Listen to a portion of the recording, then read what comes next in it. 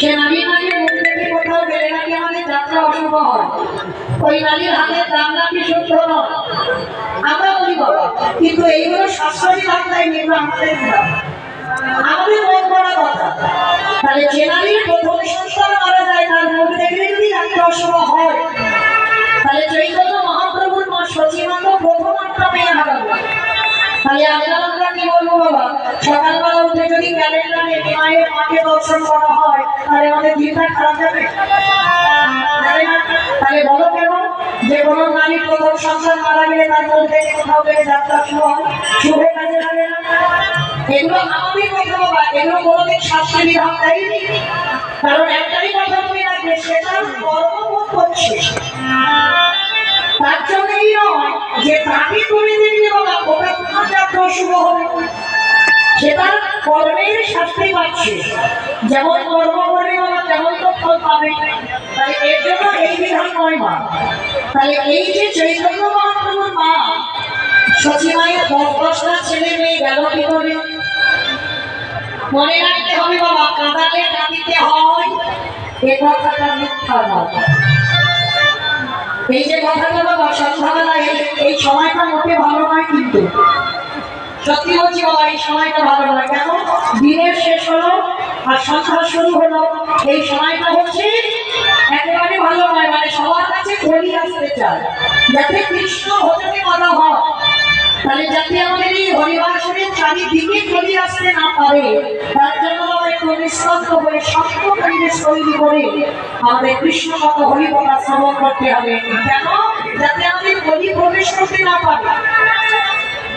তাহলে আমরা জানবো ভগবানের মা কি এমন অন্যায় করেছিল, কি এমন পাপ করেছিল যার জন্য বাবা 10টা ছেলে মেয়ে চলে গেল। হয়তো বললাম বাবা কাঁদালে কাঁদিতে হয় এ কথাটা মিথ্যা নয়। তুমি যদি কাউকে জীবনে কষ্ট না দাও তুমি তো জীবনে কষ্ট পাবে না। তুমি যদি কাউকে জীবনে দুঃখ না দাও তুমি তো জীবনে দুঃখ পাবে না। তুমি যদি কাউকে জ্বালা যন্ত্রণা না দাও তুমি তো জীবনে জ্বালা যন্ত্রণা পাবে না। তাহলে তোমার কর্মফলের শাস্তি পেতে হবে বাবা। মহাভারতে গান্ধারী 100টা পুত্র কুরুক্ষেত্রে মাঠে প্রাণ হারালো, এমনি কি বাবা গান্ধারীকে এমনি সন্তানগুলো হারিয়েছিল। যে গান্ধারীর পাপের ভরা পূর্ণ হয়ে গেল, ভালো করে চেয়ে দেখেন সেই 108 জন আগে 108 জন আগে গান্ধারী যে অপরাধ করেছিল সেই অপরাধ 108 জন করে আসছে। আপনারা মনে মনে ভাবি বাবা এ যেমন একটা অন্যায় করলাম, কেউ তো জানলো না, কেউ তো দেখতে পেল না,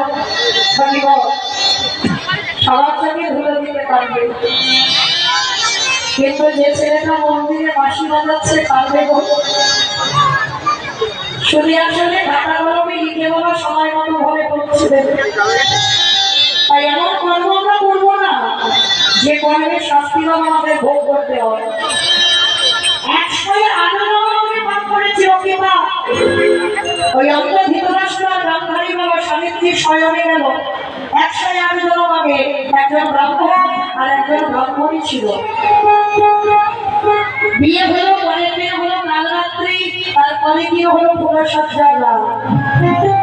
আর ওই ফুলসজ্জার রাত্রিতে বাবা শয়নে গেছে আর হঠাৎ ব্রাহ্মণী দেখছে উপরে একটা মাকড়সাটা বিস্তার করে আছে। আর মাকড়সাটা বাবা গর্ভবতী ছিল। দেখবে বড় বড় মাকড়সা বাবা পেটে একটা ডিমের থলি ধরে ব্রাহ্মণী স্বামীর কাছে বায়না করলো, স্বামী তুমি আর আমি যদি শয়নে যাই ওই মাকড়সাকে দর্শন করবে, তাই কৃপা করে তুমি মাকড়সাটাকে মেরে দাও। তো ফুলসজ্জার রাতে স্ত্রী বায়না করলো, স্বামী তো দেবেই বাবা, স্ত্রীরা আপনার মেটাতে। তো যখনই মাকড়সাটাকে মেরে দিল ব্রাহ্মণী মাকড়সাটাকে ধরে ওই পেটে থেকে ওই সাধারণের থলিটাকে টেনে ছেড়ে দিল। শুধু ছেড়ে দিল বাবা, ওই থলিটাকে নিয়ে যেই না মাটিতে আছাড় দিল দেখা গেল ছোট্ট ছোট্ট তীর বার হচ্ছে। আর যখনই ওই তীরগুলো বার হচ্ছিল ব্রাহ্মণী কি বলেছিল দেখো বাবা, অনেক মায়ের আছে দেখবেন ওই পিঁপড়ের শাড়ি যখন যায় না এই বাম পায়ের বৃদ্ধ আঙুল দিয়ে একবার টিপে মেরে যায়। অপরাধ ব্রাহ্মণী কি পরিণতি হলো দেখো আজকে।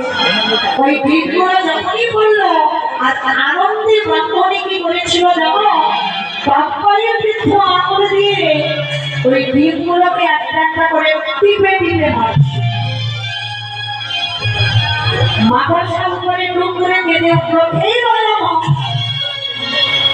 তুমি তোমার খাটে দিলে না, তুমি তোমার পালঙ্ক দিলে না, তুমি তোমার থাকার জায়গা দিয়েছিল। আমি তোমার অন্যায় করিনি, আমি তোমার অপরাধ করিনি, বিনা অপরাধে তুমি আমায় পুত্র হারা করে দিলে। তবে একদিনের জন্য যদি তোমায় ভালোবেসে থাকি, একদিনের জন্য যদি তোমায় ভেঙে থাকি, আমার পুত্র প্রাণ হতে পারে। আজকে যেমন আমার সংসারটা পৃথিবীর আলো আকাশ পেল না, আমিও অভিশাপ দিলাম ওই ব্রাহ্মণীকেও আমার কোনো না কোনো জন্মে শত শত পুত্র হারাতে হবে।